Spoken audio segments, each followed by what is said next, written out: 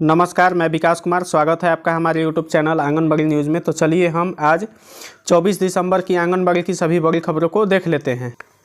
देखिए, सबसे पहली खबर समस्तीपुर ज़िले से निकल करके आ रही है, जहां पर दे रहा है कि वहां पर चयनमुक्त सेविका सहायिका बैठक की है और उन्होंने सरकार को ये चेतावनी दिया है कि यदि 18,000, जैसा कि आपको पता है कि 18,220 के आसपास सेविका सहायिका चयनमुक्त हो गई हैं, तो वहीं बोल रही हैं कि 18,000 चयनमुक्त सेविका सहायिकाओं को की सेवा बहाली नहीं होने पर होगा आंदोलन। वो लोग फिर से आंदोलन को करने की चेतावनी दे रही है। देखिए, हम यहाँ पर पढ़ लेते हैं।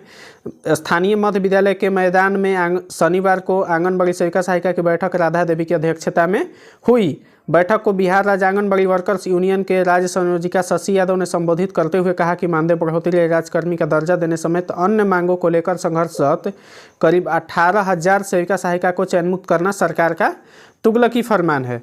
सेविका सहायिका को चयनमुक्त करने का आदेश सरकार वापस ले, अन्यथा सभी आंगनबाड़ी संगठनों को एकजुट कर संघर्ष तेज किया जाएगा।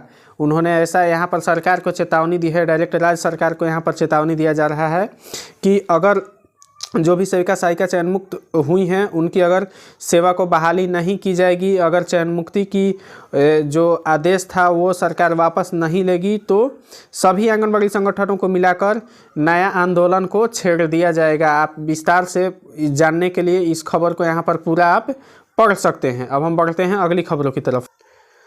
देखिए, दूसरी खबर आईसीडीएस विभाग के तरफ से आया है, जहां पर वो चयनमुक्त सेविका सहायिकाओं पर एक और नया सख्त कदम उठाया हुआ है।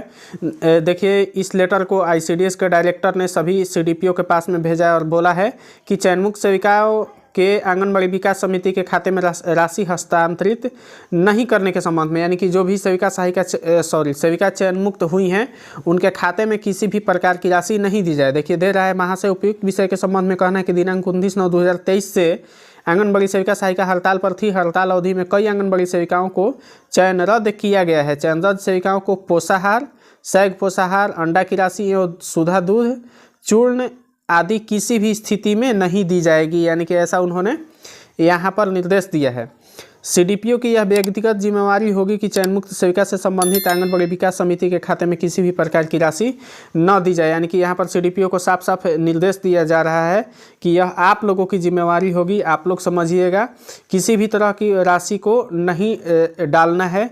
जो भी चयनमुक्त सेविका हुई हैं इसे अति आवश्यक समझा जाए। तो कहीं ना कहीं देखिए, ये जो निदेशक कर रहा है ये गलती कर रहा है। एक तो चयनमुक्त सेविका सहायिका की अभी तक बहाली नहीं हुई है, ऊपर से हर रोज़ उनके ऊपर कठोर कार्रवाइयाँ की जा रही है। तो विभाग को भी सोचना चाहिए कि जो भी सेविका सहायिका हड़ताल पर थी वो अपने मांगों के लिए थी, वो अपने हक के लिए वहाँ पर लड़ रही थी।